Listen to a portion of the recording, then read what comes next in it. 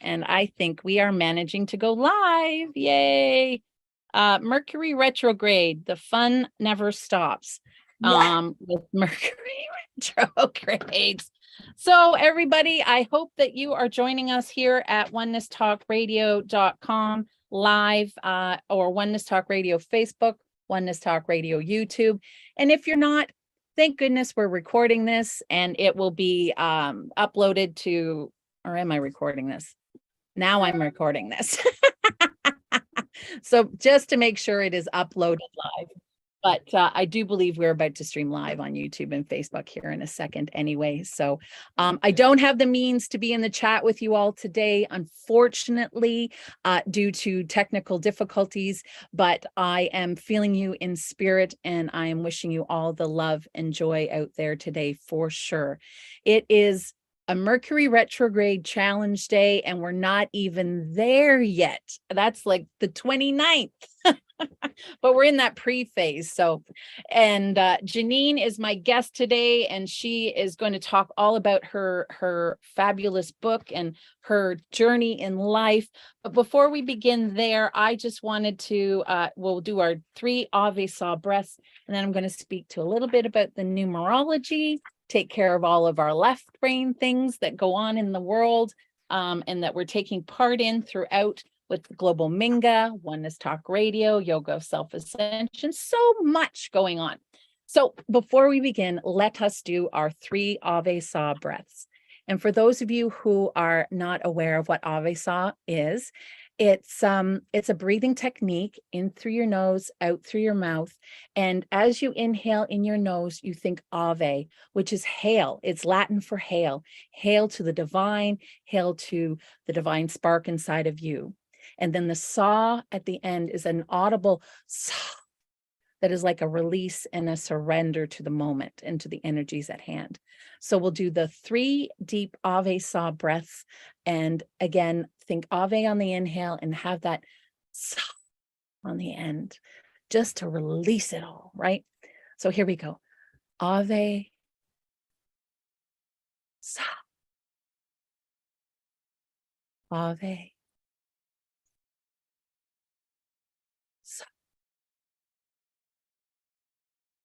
Ave.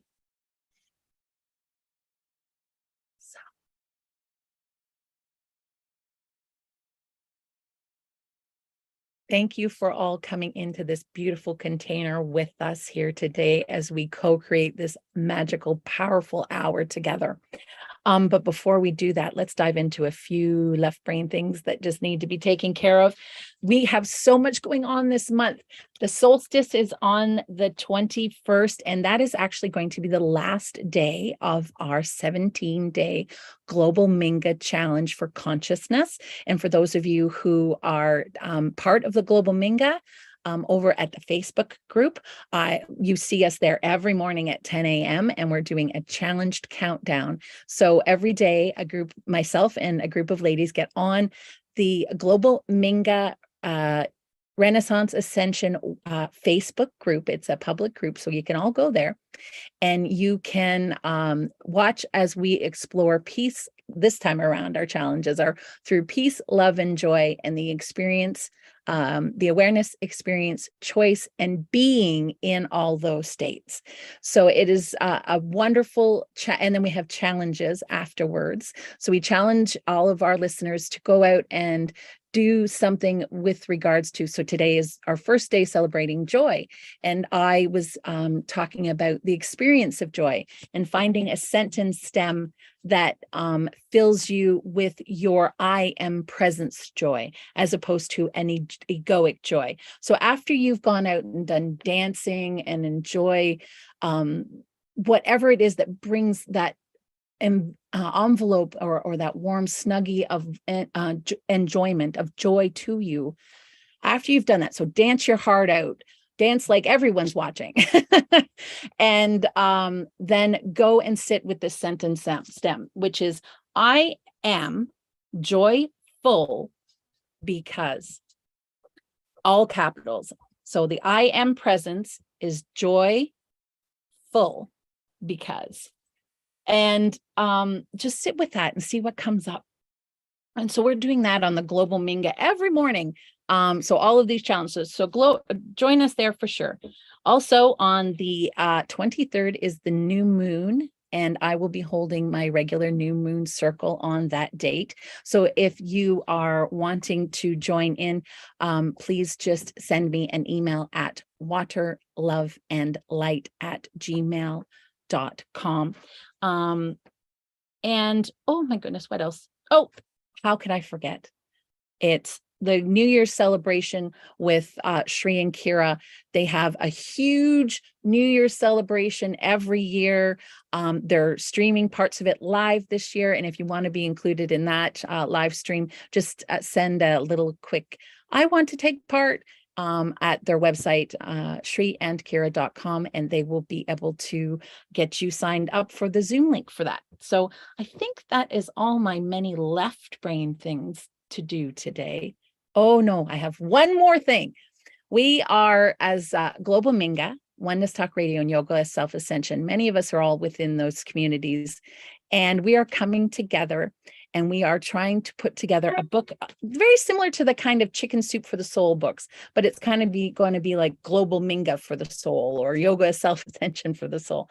So all of our stories of miracles, of any poetry that you've felt called to write while you're on your journey, any art that you have taken, drawn while you're on your journey, just we would love for you to send that in, and we're going to compile it into a book that is then going to be used as a fundraiser for Global Minga. And again, if you want to know more about what Global Minga is, please go to shriandkira.com and you can learn more all about Global Minga. It's basically about community coming together to help others, regardless. They don't need to be asked. It's just stepping up and stepping in. And that's truly with heartfelt peace, love, and joy, steadfast commitment, focused awareness, and complete trust. That is what Global Minga is. So if you want to take part in that, again, head on over to shriandkira.com, and there's links right on the homepage there. Now, let me think. So I think that's it. All right. And to sit in I always love to do the ascended numerology for today. And I was feeling into the energy, which turned out to be a 9 for today, which is the infinite energy of the Trinity. So masculine, the divine feminine, and then that divine spark. So the combination of the masculine energy, the feminine energy, and that spark inside of you that propels you up and off your seat into inspired action. That's the infinite crystalline energy that's coming out today. And so while I was feeling into that, this is what came to me. Dance like everyone is watching, because you are in a transformation that knows you are one with the all, and therefore do not fear the gaze or scrutiny of another. So dance like everyone is watching, so they can witness the pure joy of the I am presence. Today, in the energy of the 9, you are the crystalline embodiment of divine masculine, divine feminine, and the divine spark, and capable of great manifestation. You only need to call it into you with peace, love, and joy in your heart, with steadfast commitment, focused awareness, and complete trust in your mind and your body and soul. You are ready. So that's what came into me in the energy of the 9 today. Oh, with so many things happening. A wonderful set of synchronicities led me to our next guest today. One of her people reached out to a member of the Oneness community, who then reached out to me.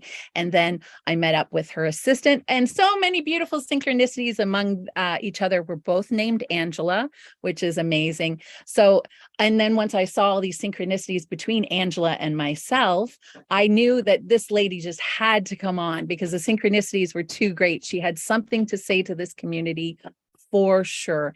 And I can't wait to introduce you to her. Her name is Janine Thompson, and she is a speaker, a transformational coach. She is a former clinical psychotherapist, which some of us may resonate with, especially with one of our teachers, Sri Ram Kaur, also coming from that field, and a Fortune 50 executive. And she has just come out with a new book here in September called 911 From Your Soul. And I am just in awe and honor of you, Janine, and welcome to Awakenings Moments to Inspire. Thank you so much. I am so excited to be with you and your listeners. Oh, it is. When we had our meeting here earlier this week, I was in awe even just of the synchronicities that you held with many of our own teachers and mentors within the community, particularly your background being in the business area, and then the medical field as well. Psychotherapy, and both of these areas were what our teachers had started on as well in their paths. And then something happened in their lives that led them on a completely different path. So I would love to hear all about your story and how you found yourself moving through both the business, corporate, medical world, and then into a more holistic, encompassing way of living. Yeah. So yeah, I'd love to hear about that. You know, it's been such a ride. It's been a great journey. I am awestruck at the utter brilliance and intelligence of life that moves to us and away from us and through us in ways we couldn't possibly set up by ourselves, in ways we possibly couldn't predict. For me, I started out as an evidence-based psychotherapist treating anxiety disorders, obsessive compulsive disorders, very much steeped in science, standard operating protocols and procedures, what was proven. That was where it was for me. And our soul always knows when it's time for another level of growth, and by a series of divine synchronicities, I was led to take a Fortune 50 executive job. I began first in high potential and leadership development, then moved my way up to leading the international HR team across the world. Wow. And once again, and I'm sure this is true for your listeners, they're going to hear key points in the stories. When our soul is ready for growth, we're going to start to hear whispers. And that was true for me. When I was in my executive job about 9 months in, I was on vacation with my girlfriend in Mexico, and I heard myself say out loud, I can't do this forever. When the kids graduate from high school, I've got to make a change.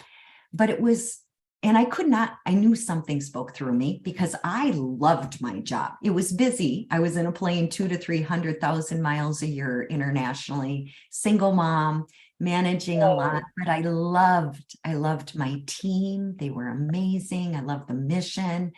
So I knew someday there should be a change, but it wasn't in line with my human plan. So I ignored the clue. But as life would have it, I kept waking up in the middle of the night with whispers saying, there's something more for you.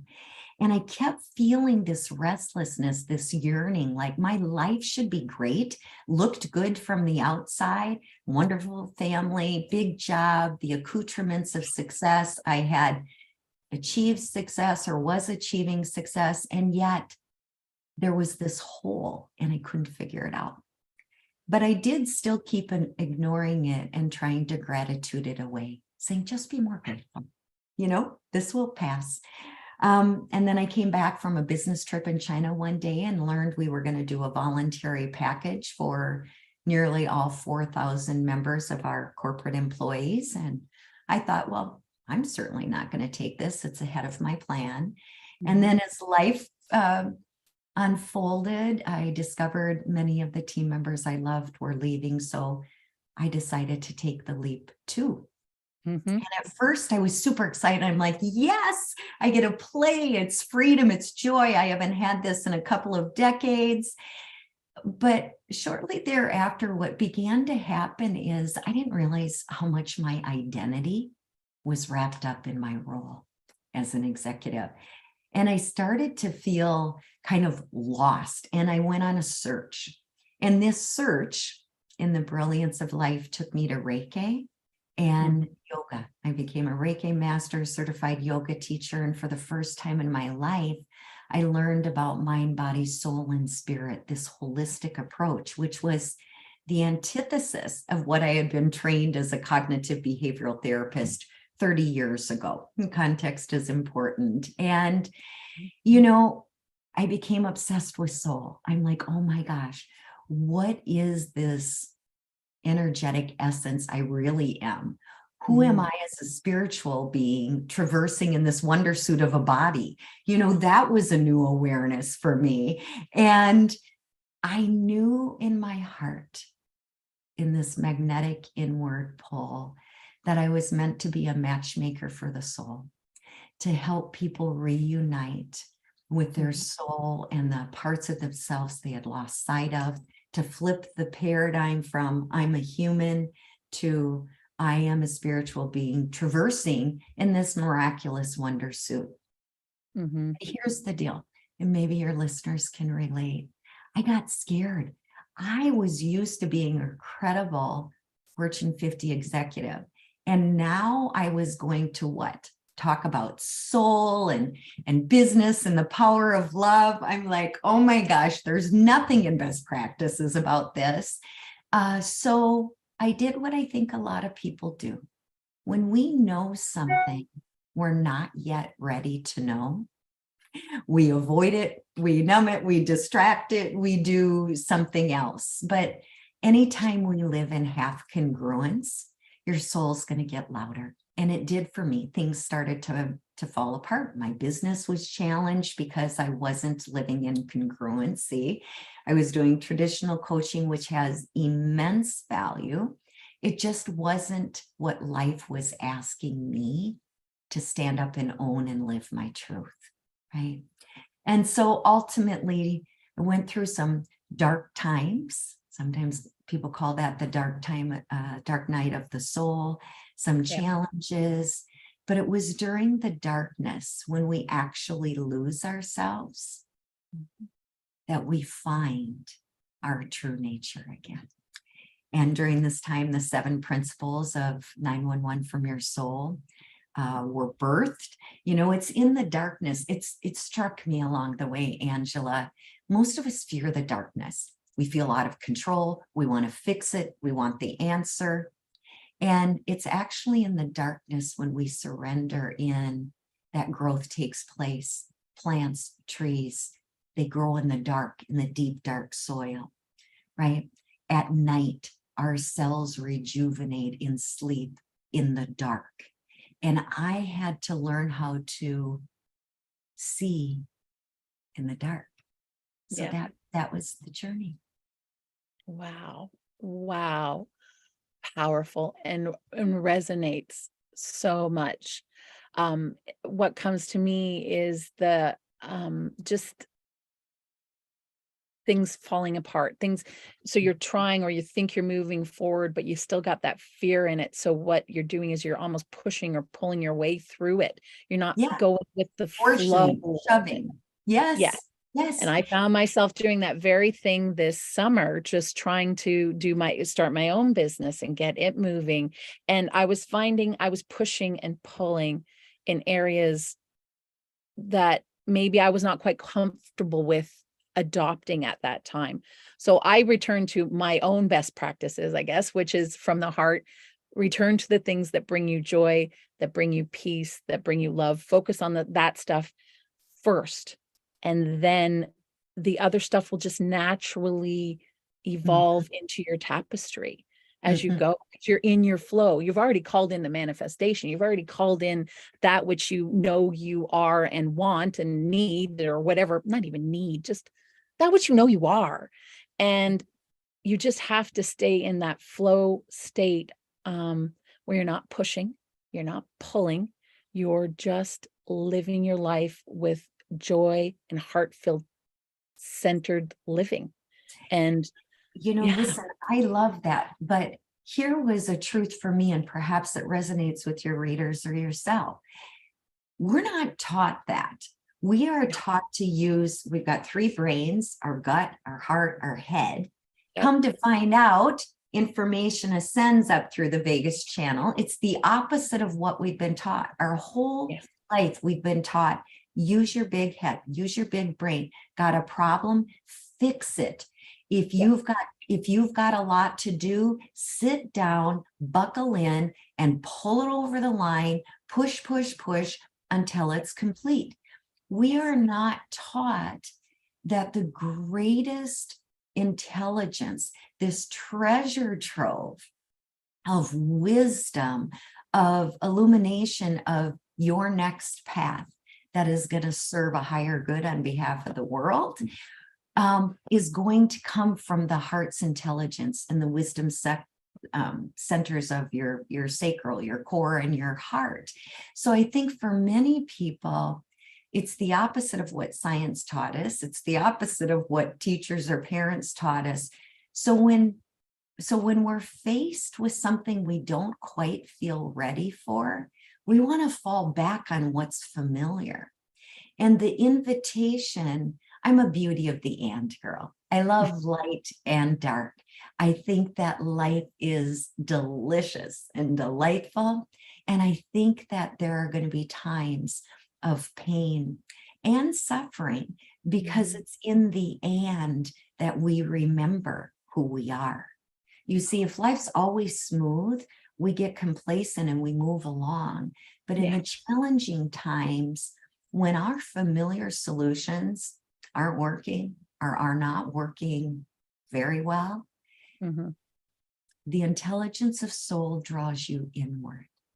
Inward to soften those 70,000 thoughts a day, inward to quiet the busy brain, and to listen to the pulse of your heart, to connect with your breath. And in that stillness, all is revealed. But that's a challenge too, because most of us were taught, if you would have heard me, oh my gosh, I fought yoga, I fought Reiki, I thought that's too woo-woo, I'm too type A, I'm too busy, there's not a chance in the world I'm going to quiet this active, busy brain. But it's all a myth, it's a narrative. And the power of our stories, I can't do that, then therefore becomes. But if we actually just say, all right, I'm a little skeptical about this, but I'm going to give it a go. I'm willing to attempt to shift my energy, place a hand on heart center, a hand on your belly, because we follow touch in the body. Close my eyes, and I'm really going to feel that breath. I'm going to feel the breath move my diaphragm on the inhale and contract on the exhale. And I'm going to ride the wave of infinite intelligence and the infinite gift of life, which is through breath. And it is in that breath that the words of wisdom and the pathway is revealed. And then we get to do the and. Then we get to use our big brains and say, okay, let's go ahead and organize and put some logic and analytics around this. But let's first start with where the truth of your role, the truth of your being, the truth of your next assignment to bring more joy, love, and peace, to create an elevated humanity, that comes from the treasure trove of the heart's intelligence. Wow. Wow. Wow. Wow. That is truly the key, feeling in. When I learned that I had always seen the body, the mind, and the spirit as almost two separate things, and almost two different Angelas that lived inside of the body. Yes. And even growing up, that's the way I'd seen and thought of it all. And So logical Angela would have to deal with this part. Emotional Angela would have to deal with this part. And then the physical Angela will have to deal with this part. But I never really, and they all had different stories that would go off inside of my head. Don't they ever? Yes. Even more fun. And then I realized that, yes, it's true. There are literally 3 brains within our body, within this suit and cosmic aura of who we are, body, mind, and spirit. And as soon as I learned that, I went, well, that makes sense. Now I know why I have the 3 Angelas going off in my head, or I hear them in myself all of the time. And as soon as I kind of realized that I could sync them up through meditation, through vagus nerve exercises, even ecstatic dance is a way of just letting your body relax so that it's not doing this all of the time. Because for me, it was getting my body, you can not train, you can know and you can feel. But when your body, I almost felt that when your body was trained for so long to react in a certain way, it just became automatic. So as much as you knew you weren't in a place where you could be having a panic attack, you're going there anyway in the beginning, because your body automatically, that's what you do when this happens. That's what your body knows. Right. Well, the habit. Yeah. Yeah. The habit of the habit. Yes, absolutely. And the habit data says that 40 to 90%. And watching my clients over the last 30 years, I think it's much closer to the 90%. What we do each day is repetitious. It's automatically. We show up to conversations with our friends or at a business meeting. We've already determined the outcome, and we haven't even gone to the meeting yet. We've got a story that says they're going to react like this, and this is going to happen, and da, da, da, da, da. So we've determined an outcome, and we haven't even gotten in the car, gotten on the phone or Zoom to have the meeting. So there's so much retraining and lining up, of not only our 3 brains. Our gut brain is more about that preservation that says, hey, something feels off here. You're walking down the street. This doesn't feel right. Or driving in a car, it doesn't feel right. The heart brain, from a science perspective, they see that as the emotional space, the affective space. So we got the safety brain, the I feel brain, and then the I think brain. Yeah. And that's only part of the story. Yeah. Maybe the richest part of the story was when I learned that we have 3 levels of our heart. Most of us are aware of the physical level, the pump organ. And then there's another layer, subtle layer, called the emotional level.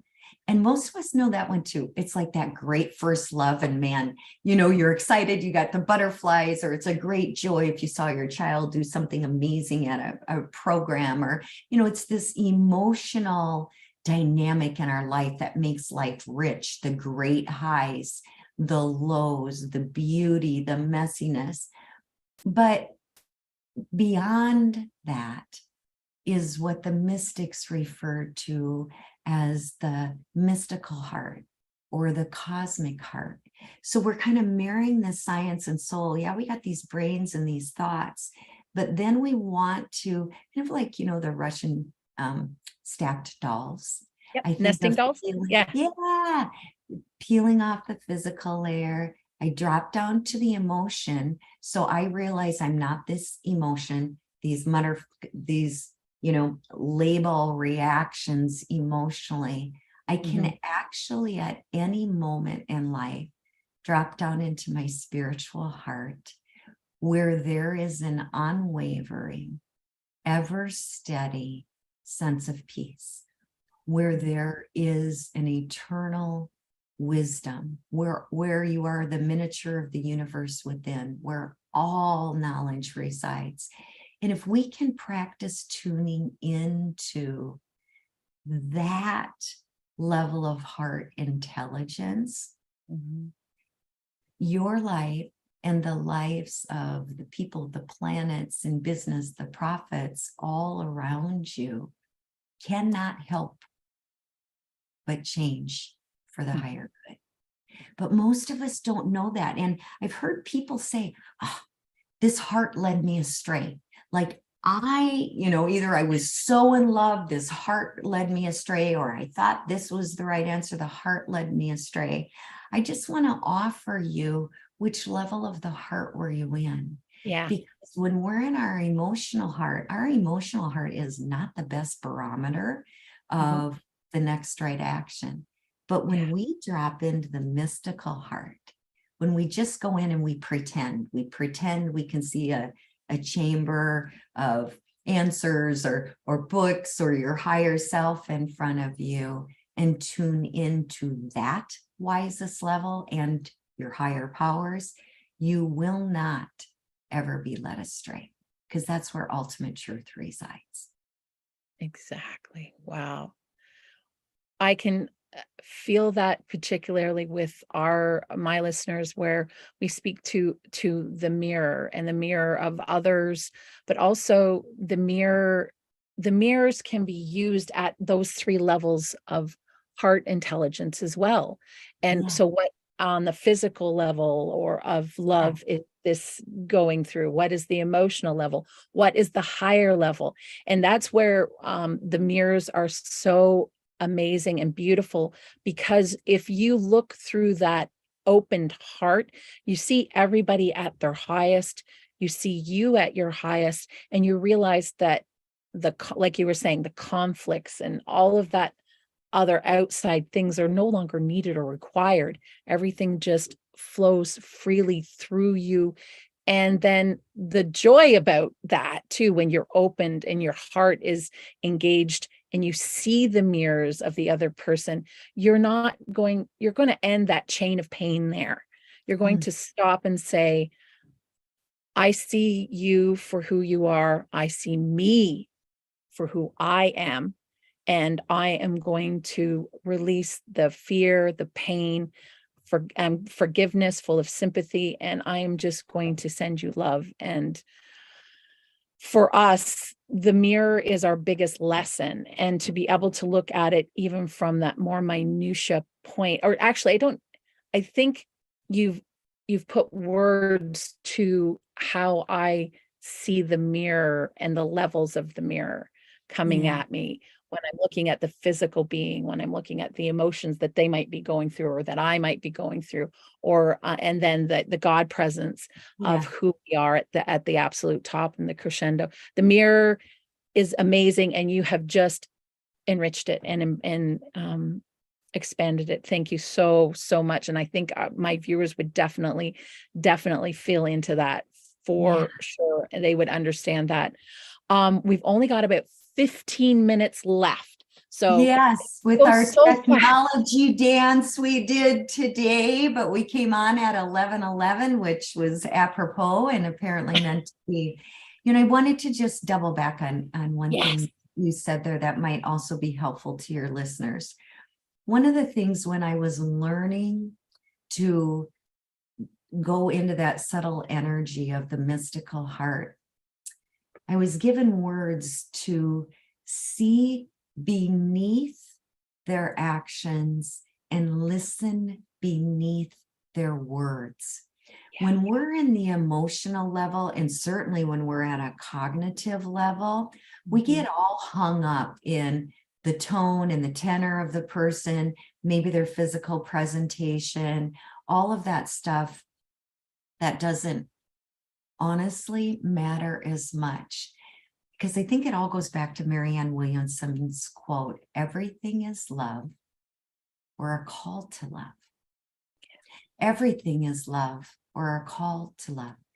So if I have somebody who's having kind of a messy moment in front of me, I invite myself to listen more deeply and say, what's the call to love beyond the words? I'm not going to get caught up in their words. Where's the pain sitting underneath the words? I'm going to listen more deeply. And only from that kind of deepest layer of subtle heart energy can we truly see the soul in front of us versus the very human presentation that's all over the place. It might be beautiful, messy, it might be gorgeous, it might be clumsy, it might be hurtful, it might be empowering. We can move beyond the human presentation to the deeper truth that each and every one of your listeners is always and only love. Yes. Yes. Yes. I have said that since I was a little girl, little girl, like Wow. 2 years old, that Yeah. love is the most important thing in the universe. Love is the strongest thing, and that's all there is. And And I've told the story over again where, growing up, you have the adults around you saying, well, you'll learn there are other factors in life. And I would say, no, if I love so and so, or if I'm doing this and I love it, then that is the strongest force in the universe. You can't tell me anything different. And try yeah. as they might, they would. And for a little bit of time, I kind of fell for it. Mhm. But I think on some level, I still held on to that belief system, because even though I was still playing the game out there in the business world, and I used to be a law clerk and whatnot. So I've done both that neck of the woods too. Um, it didn't, I did because I felt I had to. And it sapped my soul to the point that I became very, very ill.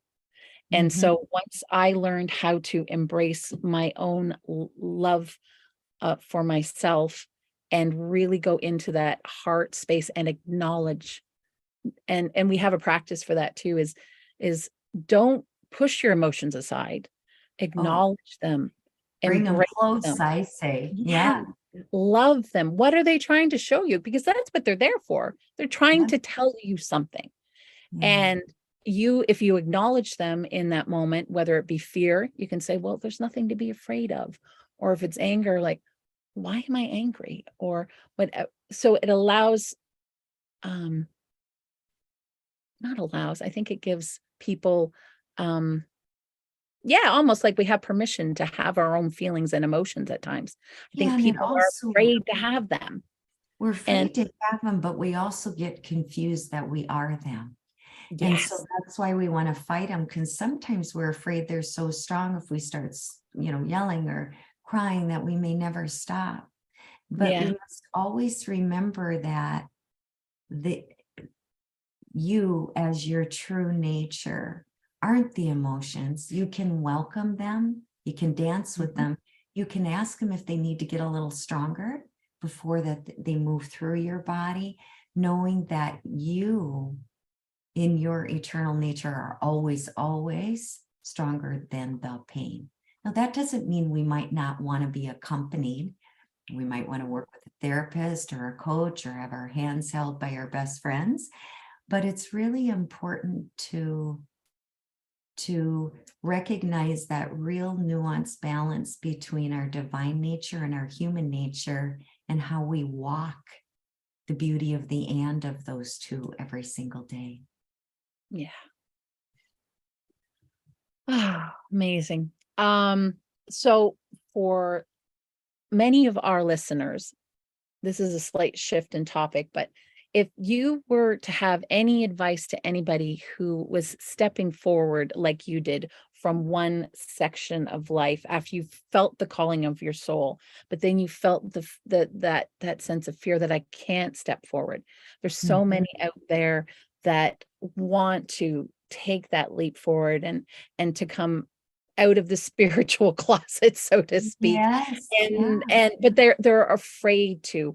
Mhm. Do you have any advice or techniques that some of these the listeners can use to maybe help them step, we like to say the lion coming out of the woods, to help them come out of the woods?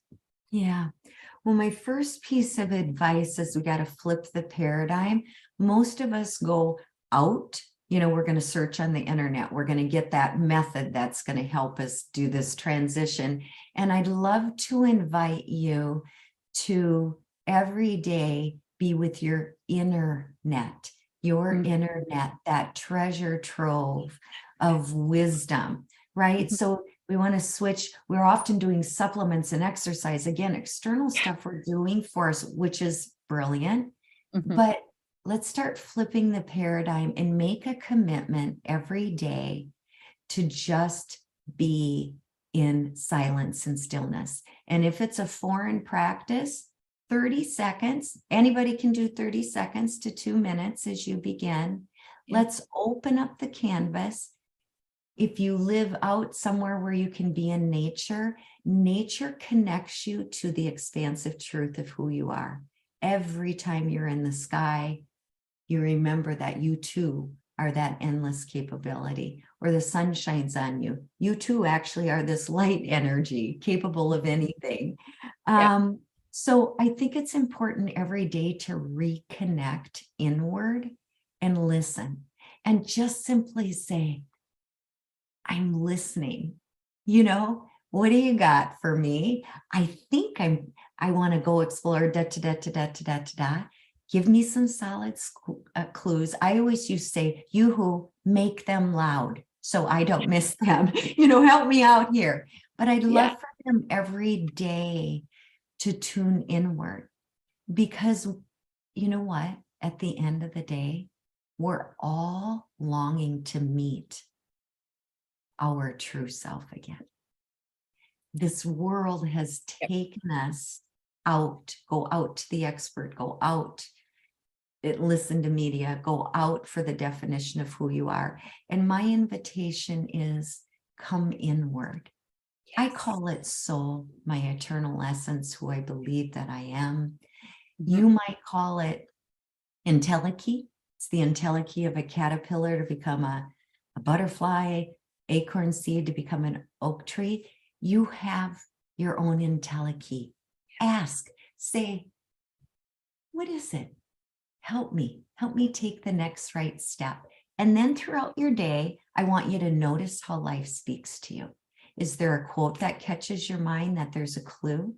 Is there a song that has a line that you're like, that's it? Is there an image in a magazine? Is there a conversation you overheard? Like, life sends you literally hundreds or thousands of love notes a day saying, we've got you. Open your eyes, tune in. So that's part of the practice. And I've got many practices in the books. This is kind of a foundational book. So they're back to the basics to teach us to first go inward and then supplement that with our outward strategies. Amazing. A lot of this is going to resonate with a lot of my listeners, which is self-ascension. So it's all about listening to your own inner guidance to help you ascend, or to help you follow your soul's mission, to help you lift in consciousness, to help you shift your perspectives out of the fear, the pain, into the peace, love, and joy. It's self-ascension. So similar, right? Yep. And I think, like, I present an earth view of that. Like, we have 7 key principles. What's the earth view of mine? Our earth view of mine is we get stuck in the fear. I'm not enough. What if I fail? I should stay here. Da da da da da. Our soul view says, you've got this all day long. Here's the unlimited canvas. But then we got to figure out how to traverse an earth school, this gig of learning. We've got to figure out, how do we integrate, lead as our soul, but we got to learn how to manage all these earth view paradigms, myths, narratives we've been sold since birth. So I think it's a very practical way of saying, yeah, we want to reunite with the consciousness that we are and live our highest possibility for the betterment of the whole. And to me, 911 from your soul is your blueprint to say, here you go. Let's remember the truth of who you are, and let's help you live that every single day. Amazing, amazing, amazing. Thank you, Janine, for coming in. We're almost out of time. But just in closing, if any of you out there have heard this woman and resonated all with her, please, please pick up her book, 911. I say 911 because that's part of my son's telephone number. Yeah. 911 from the soul. And I want to have you on again, Janine, and maybe again in a little bit more. Just you're just a delight. Everything you have said here in this hour is totally resonates with me. I know it will resonate with many of my listeners as well. I just can't get enough of you. Oh, You're amazing. you. And everything you say comes right from the soul and authentic. And because of your unique set of life skills has placed you at such a precipice where you can go out and challenge and inspire so many people out there.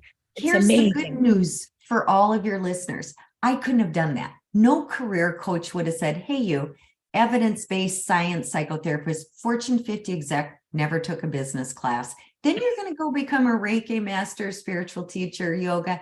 Nobody would have done that. I wouldn't have done that. But you can take your hands off the steering wheel, tune in, ask, align, listen. The intelligence of life has a golden thread that will weave you to exactly who you're supposed to be, how you're supposed to be, contributing in this beautiful mosaic. You cannot get it wrong. My bet's on all of us all day long.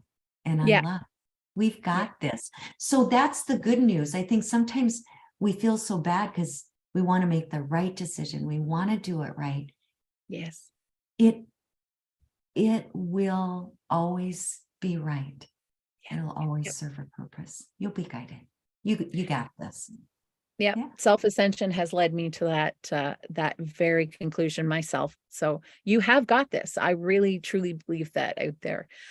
If you lead from your heart, lead from your soul, and let your ego sit in the back seat, like we say quite often, give the ego a juice box and some car toys and let them go to town. Let the soul lead for a little while because it has the map and it knows how to drive and it knows the way. So that's just let your soul guide because it truly, truly knows the way. Thank you so much, Janine, for being on. This has been an amazing time. I really would like to have you on though, so we can have you for the full hour. I would love that. We can dive in a little more deeply into all of the various aspects of, I'd love to hear like all of the nuances about your book. I would even just love to hear about how the business world took to you and coming out and you're hearing hungry for it. Many are hungry, and maybe some might in a closet fashion for some, and some in a more overt fashion. But I tell you what, right now, we are all on this great search. And that isn't just in our personal hours at home or in certain roles. All of us are being invited right now to understand who we are and to make the most of this precious, gifted gig that we chose to be on. Truly amazing. For everyone out there at Oneness Talk Radio, we are wishing you an absolutely fabulous Thursday, a beautiful weekend, and I can't wait to be with you again next week. It'll be the day after solstice, so we'll be in celebration mode, full swing at that point, and we will join you again next week, Thursday at 11 a.m. Eastern Standard Time at Oneness Talk Radio. Have an absolutely fabulous day, everyone. You have got this. Namaste. Much